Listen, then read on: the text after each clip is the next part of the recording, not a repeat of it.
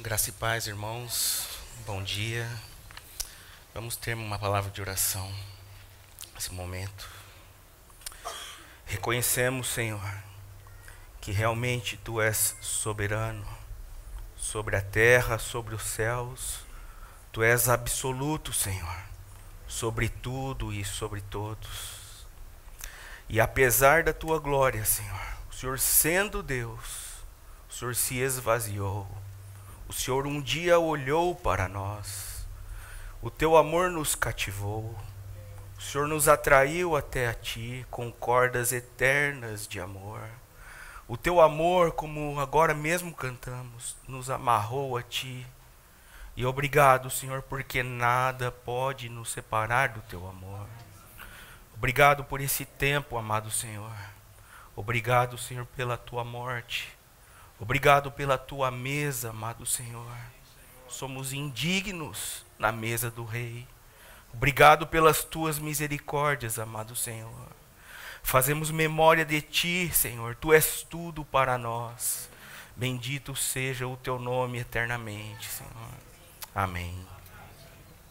Amém.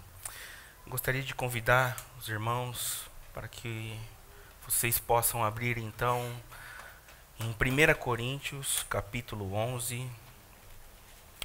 Nós vamos fazer uma leitura do versículo 23 até o versículo 31. 1 Coríntios 11, do 23 ao 31.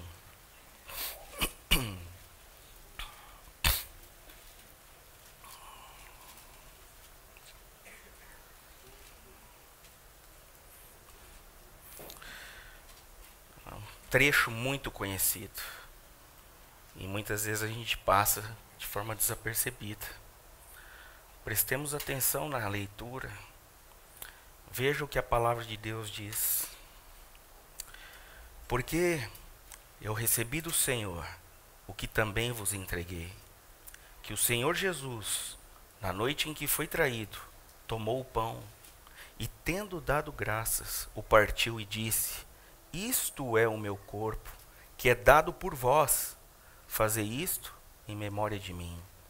Por semelhante modo, depois de haver ceado, tomou também o cálice, dizendo: Este cálice é a nova aliança no meu sangue.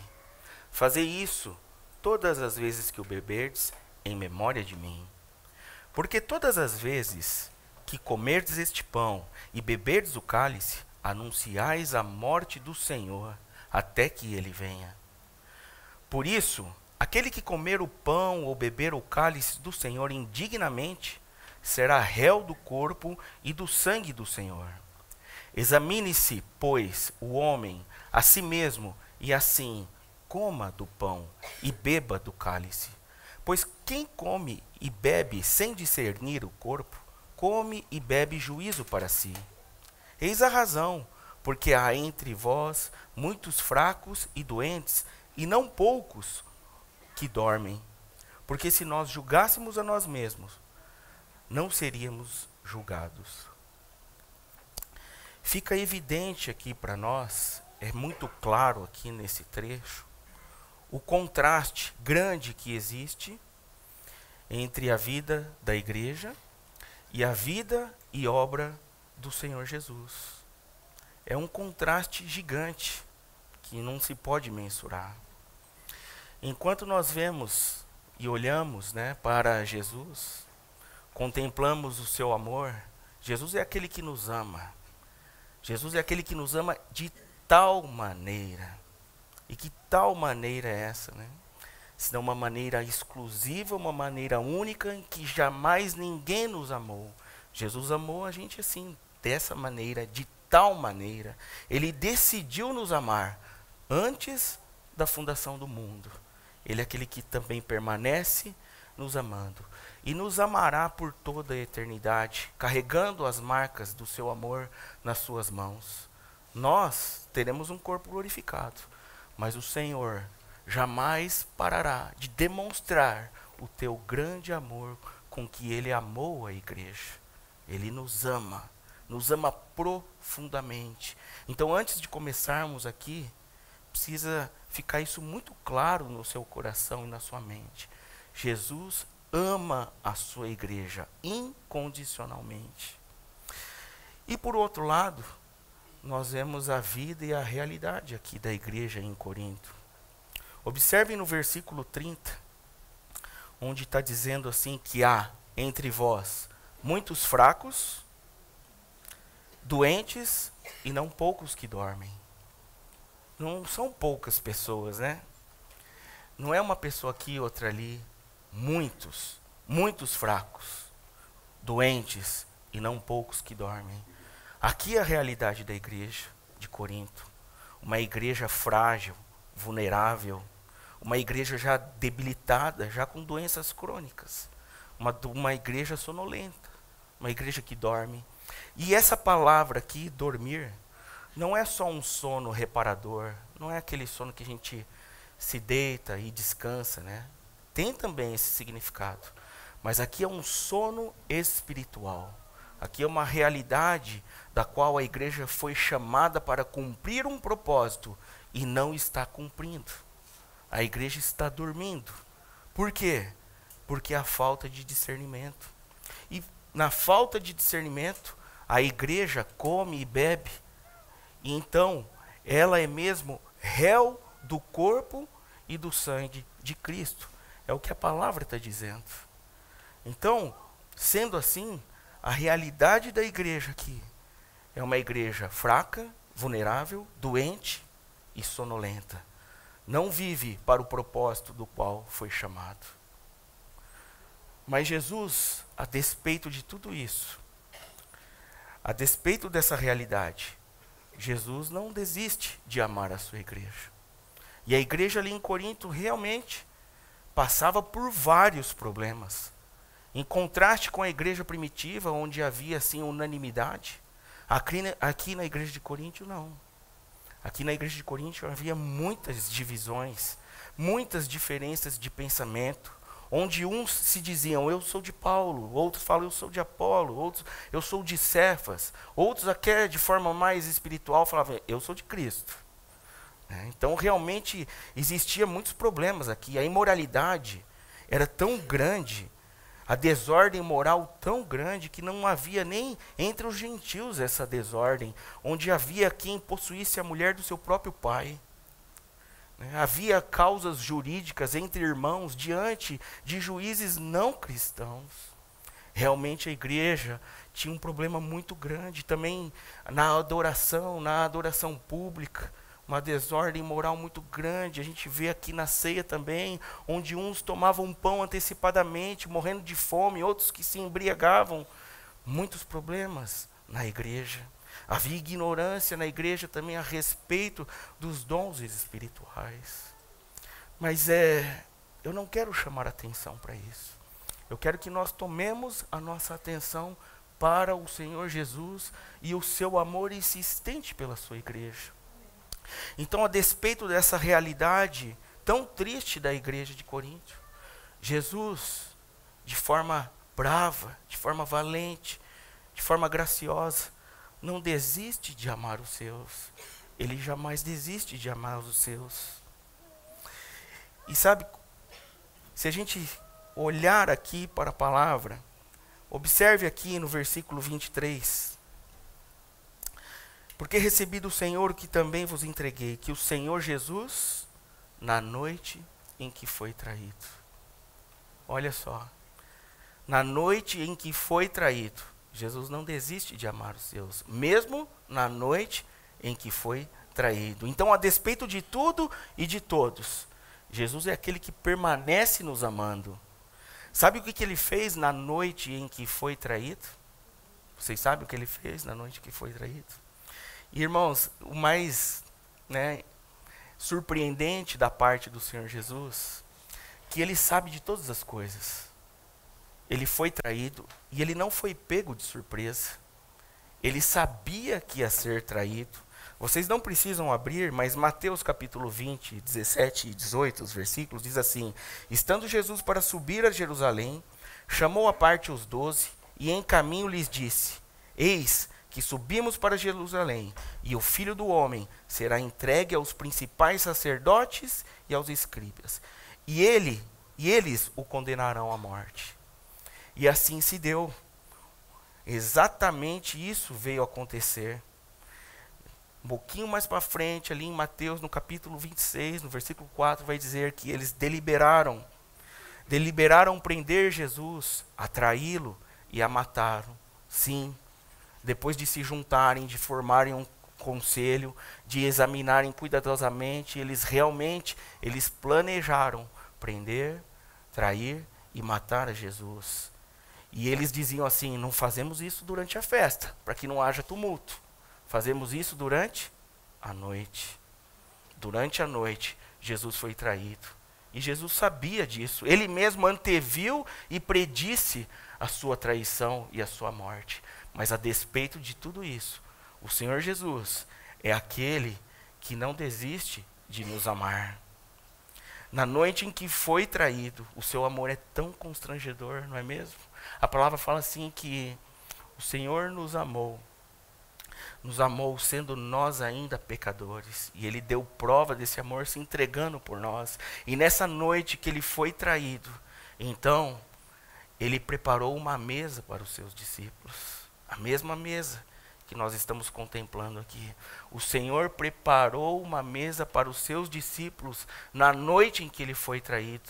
Seria a última ceia antes da sua morte. E Ele vai além. O seu amor é constrangedor, Ele realmente nos constrange. Então Ele se cinge com uma toalha e Ele começa então a lavar os pés dos seus discípulos. O amor do Senhor é tão constrangedor. Ele lava os pés dos discípulos. Então surge Pedro assim, com a sua forma sempre muito impetuosa, falou: Senhor, o Senhor me lava o corpo inteiro então.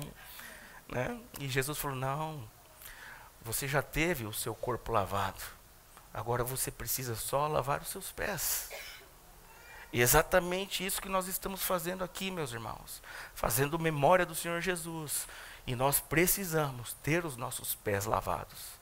E a despeito da realidade tão fraca da sua igreja, a despeito da realidade tão fraca da nossa parte, o Senhor não desiste de nos amar. E Ele está com a toalha. E Ele está aos nossos pés, lavando os nossos pés. Quem somos nós para que o Senhor Jesus, então, lave os nossos pés? Não é mesmo? Então, nessa mesma noite em que Ele foi traído, Jesus vai além. O seu amor realmente nos constrange, Ele não para de nos constranger. Jesus, então, indica o seu traidor. E nessa mesma hora, o Ricardo leu um texto ali, todos ficaram atônitos, né? Todos ficaram: Senhor, sou eu. Todo mundo muito preocupado, quem é Jesus? E Jesus, sabendo que ele ia ser traído, sabendo quem estava o traindo, então ele indica o traidor, sabe que de forma? Ele honra esse traidor, ele honra Judas com um bocado de pão molhado. Né? Esse é um sinal de honra naquela época, e Jesus faz isso, ele honra Judas. Porque o seu amor é insistente, o seu amor é perseverante, Ele não desiste de amar, Ele tendo amado os seus, amou até o fim. Então Ele faz isso com Judas, e Ele fala então para os discípulos: aquele que mete a mão no prato comigo. E Judas então vai trair Jesus por 30 moedas de prata, o mesmo valor em que se comprava o escravo. Então o Rei dos Reis sendo vendido por um valor de um escravo. Mas Jesus, Ele não desiste de amar a sua igreja. Ele está ali amando a sua igreja. E os discípulos não estão entendendo nada. Estão realmente como que se estivesse dormindo em um sono espiritual. Judas foi, eles ficam sem entender. Então Jesus dá mais um passo de amor. Então Ele vira para os discípulos. E Ele disse: vocês ainda vão ficar escandalizados comigo nessa noite. Porque está escrito: esta noite eu ferirei o pastor, e as ovelhas se dispersarão. E eles não estavam entendendo. Mas o amor de Jesus é constrangedor, a despeito de tudo e de todos. Então, novamente surge Pedro, de uma forma impetuosa.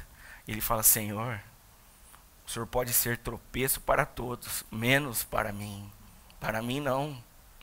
E Jesus vira para ele e fala: Pedro, Pedro, ainda que o galo cante, você me negará 3 vezes. E assim se deu. Pedro negou a Jesus 3 vezes, sendo que a última vez Pedro praguejou contra Jesus. Mas Jesus, ele não muda o seu amor, ele não muda a sua reação, a despeito de tanta fragilidade e vulnerabilidade, debilidade da sua igreja. Ele continua amando, ele não mudou a sua decisão de amar nessa noite de traição. Então, após isso, ele chama os discípulos para orarem com ele. Jesus já sabia que estava perto para ser então levado para a cruz. Então Jesus chama os seus discípulos a irem com ele ao Getsêmani, um lugar de profunda angústia de Jesus, um lugar de pressão. Getsêmani significa o lagar de azeite, um lugar onde Jesus foi extremamente pressionado. A sua dor, a sua angústia, a sua tristeza foi tão grande, porque ele já sabia o que ia acontecer. E que ele chega a suar sangue. E ele pede aos discípulos que vigiem e orem com ele. Por 3 vezes Jesus pediu isso. E sabe o que aconteceu? Quando Jesus se vira e volta aos discípulos, acham eles dormindo.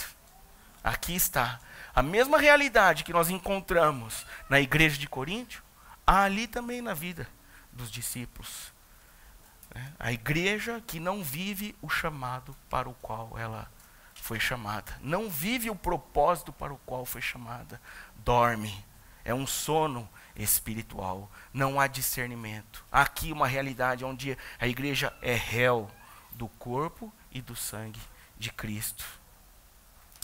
Mas Jesus, a despeito de tudo isso, ele continua amando os seus, porque tendo amado os seus, amou-os até o fim. Então, logo que ele se levanta e chama os discípulos e acha-os dormindo, ele fala: vamos daqui, vamos daqui. E logo acabando de dizer essas palavras, então chega Judas, o traidor, junto ali com os sacerdotes, os escribas, com porretes e espadas, um exército, a palavra descreve, um exército para prender um único homem inocente, com sangue inocente, um homem que a única coisa em que ele fazia era amar os seus. Mas está ali, todos, já para trair, para prender e já pronto para matar. Se levanta Pedro novamente, de forma impetuosa, como sempre. E Pedro, então, arranca a orelha do soldado do sumo sacerdote. Esses dias o Thomas fez um comentário, eu nunca tinha pensado nisso. Acho que ele foi dar na cabeça, né?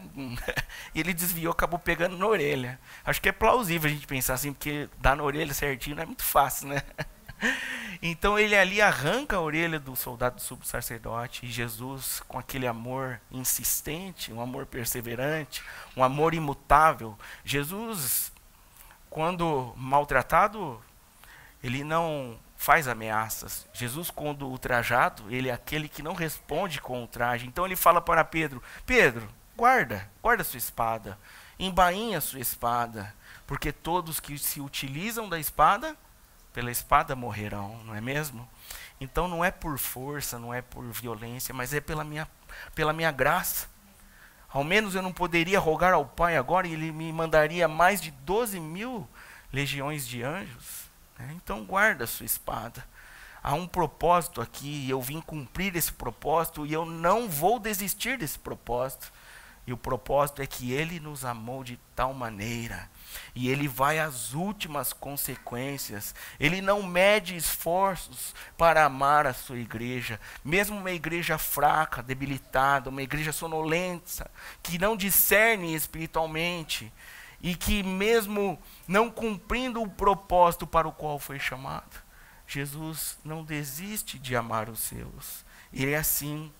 Ele ama os seus até o fim, a despeito de tudo e de todos. O amor do Senhor é dessa forma. Vocês conhecem um amor maior do que esse? A palavra nos descreve esse amor. Como que pode, a despeito de tudo isso, de uma igreja tão fraca, de uma igreja que não vive o propósito, de uma igreja que trai o Senhor, ele nos amar dessa maneira? Sabe por quê? Porque ele é fiel.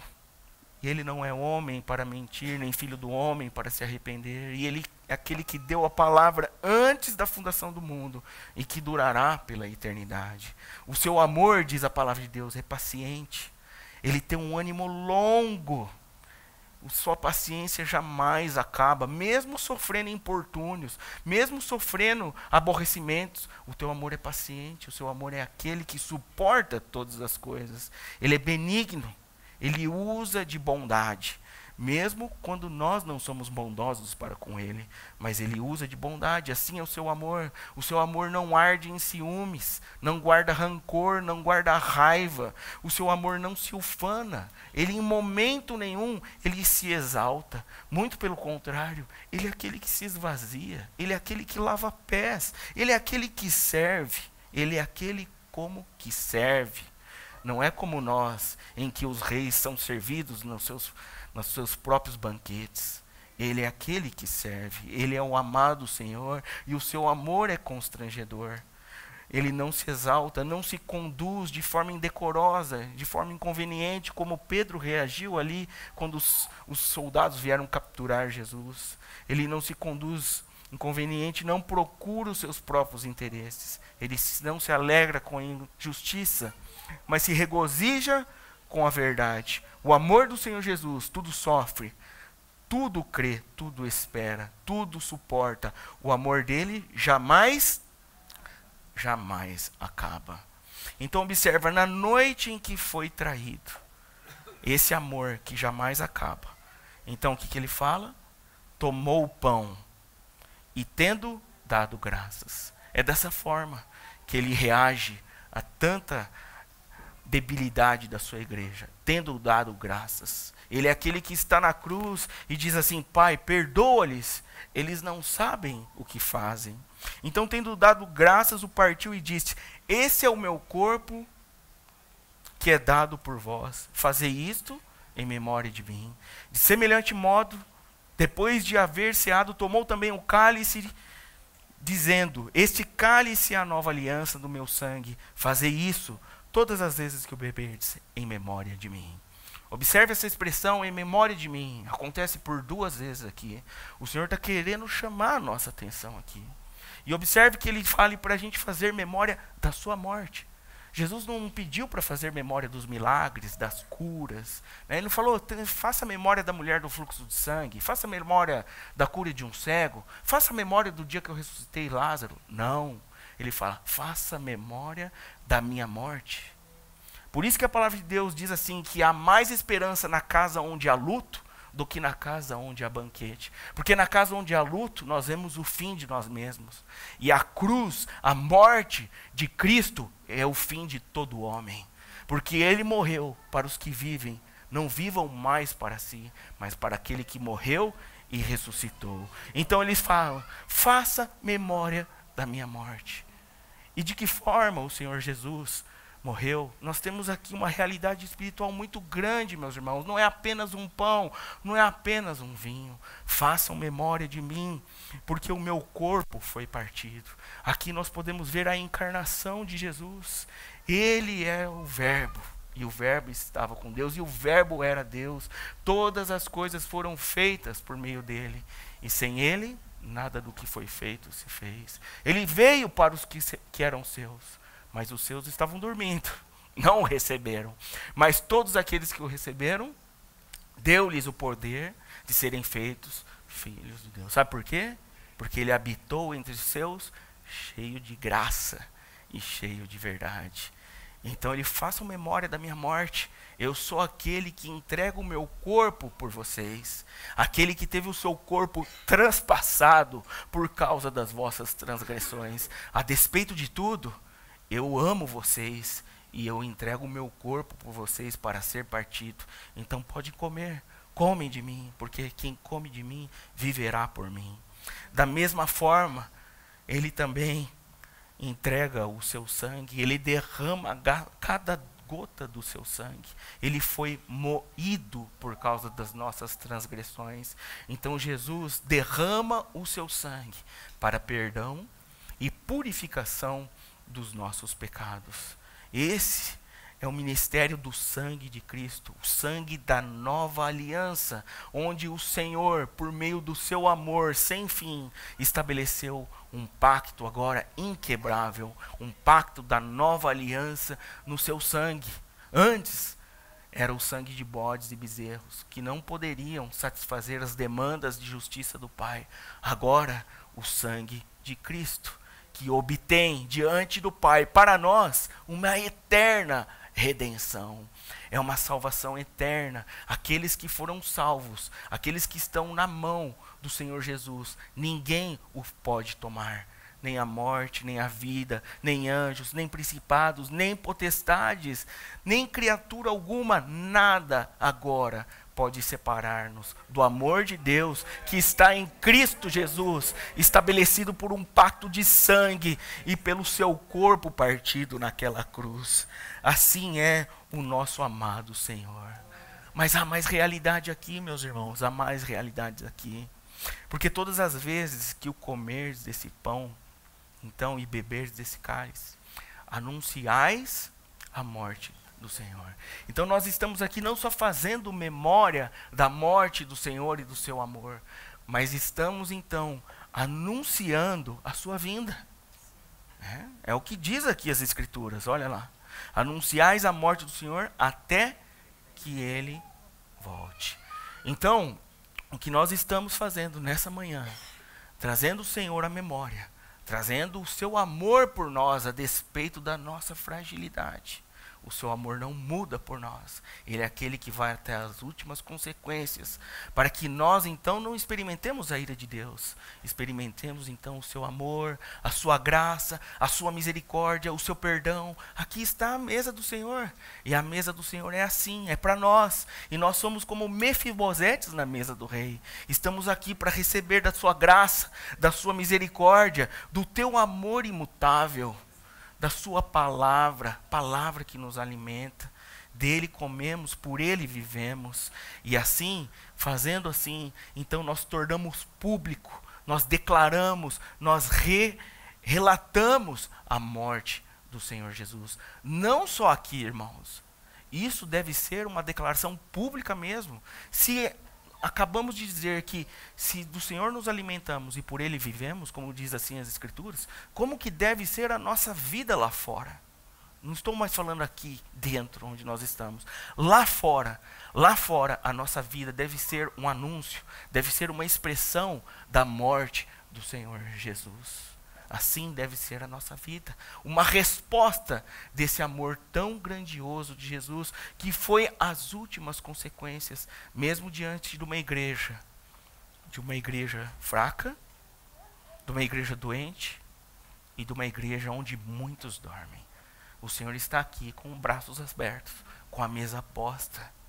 Então, se você crê no Senhor Jesus, a palavra está dizendo aqui: examine-se, pois, a si mesmo. Então volte os holofotes para você. Gaste todas as baterias para você. Volte para o seu coração. Examine-se, pois, o homem, e coma. De que forma, meus irmãos? Já está muito claro aqui.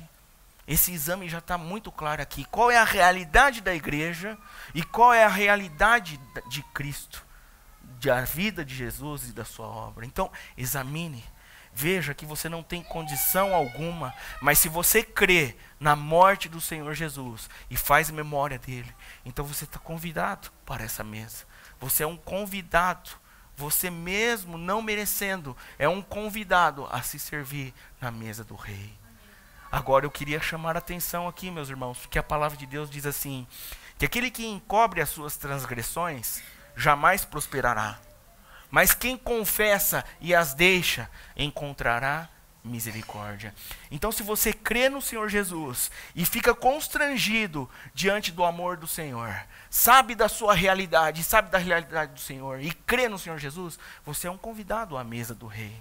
Mas se por acaso você vive numa vida deliberada de pecado e você não conhece o amor do Senhor, eu digo para vocês, não toque nessa mesa, porque você estará sendo o réu do corpo e do sangue de Jesus. Mas também é uma oportunidade de você se arrepender, Se arrependa dos seus pecados. Deixa que o Senhor converta-o dos seus maus caminhos. E então você pode se servir dessa mesa, sabe? Porque a mesa do Senhor é para indignos e pecadores. A mesa do Senhor, o amor do Senhor é para indignos e pecadores. E tendo amado os seus, amou até o fim. Esse é o momento, meus irmãos, que nós fazemos memória da morte do Senhor. Da morte do Senhor. E a morte do Senhor é a nossa alegria. Porque na sua morte nós somos batizados e recebemos da sua vida. E agora o Senhor olha para nós. Nós somos um povo que tem esperança, que sabemos para onde estamos indo, sabemos a quem pertencemos. Éramos estranhos, inimigos do entendimento. Mas agora não, nós somos espirituais e discernimos todas as coisas, estamos assentados com Ele nas regiões celestiais, por causa que Ele escolheu nos amar a despeito de tudo e de todos. Ele não mediu esforços para nos amar, e tendo amado os seus, amou até o fim. Amém. Bendizemos o teu nome, Senhor. Que amor é esse, Senhor? Que amor é esse? Que vá às últimas consequências. Que mesmo sabendo que iria ser traído, Senhor, que mesmo sabendo que teria que enfrentar a cruz e que todos te abandonariam, Senhor, o Senhor nos amou. O Senhor não considerou o nosso pecado. O Senhor se fez pecado por nós, para nos apresentar diante de Deus. Somos de Deus, pelos teus méritos, Jesus. Obrigado, Senhor, pela sua morte. Obrigado, Senhor, pela sua ressurreição. Obrigado, Senhor, porque o Senhor prometeu que um dia virá nos buscar. Que estejamos prontos, Senhor, preparados para o encontro contigo. Senhor, queremos estar preparados, e é por isso que nós estamos aqui. Precisamos dos nossos pés lavados, precisamos nos alimentar, beber de Ti, para viver por Ti e estar preparado para o encontro contigo. Bendizemos o Teu nome nessa manhã e agradecemos o Teu amor, em nome de Jesus. Amém. Amém, meus irmãos.